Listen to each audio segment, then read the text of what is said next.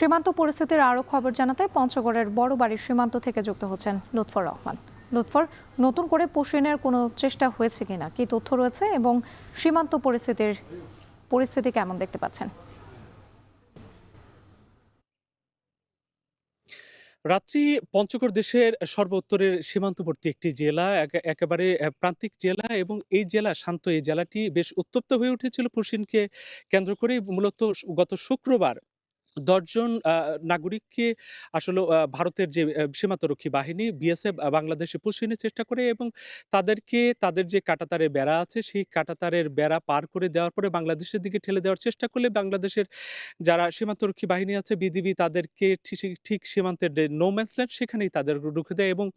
প্রায় ৩ দিন এবং ৭০ ঘন্টার মতো সময় তাদেরকে সীমান্তের এই নো ম্যানস ল্যান্ডে জল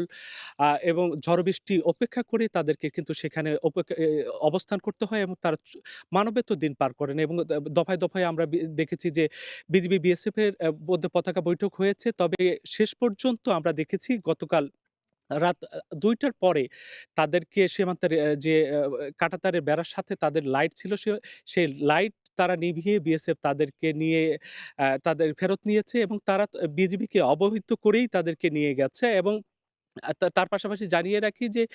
এই সীমান্ত এলাকাগুলোতে বেশ এর আগেও দেখা গেছে গত বছরও কিন্তু বেশ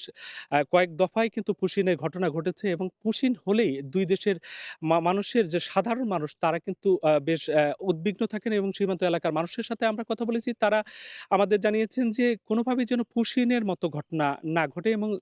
পুশিন হলে তারা আতঙ্কে থাকেন এবং আমরা দেখেছি মূলত ভারতের পশ্চিমবঙ্গের বিধানসভা নির্বাচনের পর থেকেই পুশিন কেন্দ্রিক যে ঘটনাগুলো, সেই ঘটনাগুলো কিন্তু বেড়ে চলছিল বিভিন্ন জায়গায় এবং পঞ্চগড়ের প্রত্যেকটি সীমান্ত এলাকায় বিজিবি তাদের নজরদারি বৃদ্ধি করেছে এবং আমরা দেখেছি বিজিবি সাধারণ মানুষকে সাথে নিয়ে রাত জেগে তারা পাহারা দিচ্ছে যেন কোনোভাবেই অবৈধভাবে বাংলাদেশে কাউকে পুশিন না করা হয়। সেই কারণে কিন্তু তারা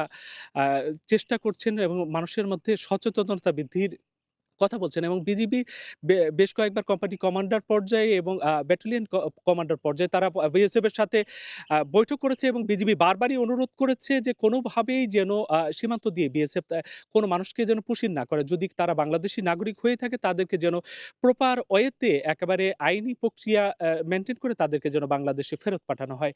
তো রাত্রি এই ছিল আমার কাছে পঞ্চগড়ের সীমান্ত এলাকা থেকে সার্বিক পরিস্থিতি। পঞ্চগড় থেকে যুক্ত ছিলেন লুৎফর রহমান, জানাচ্ছিলেন সীমান্ত পরিস্থিতির খবর।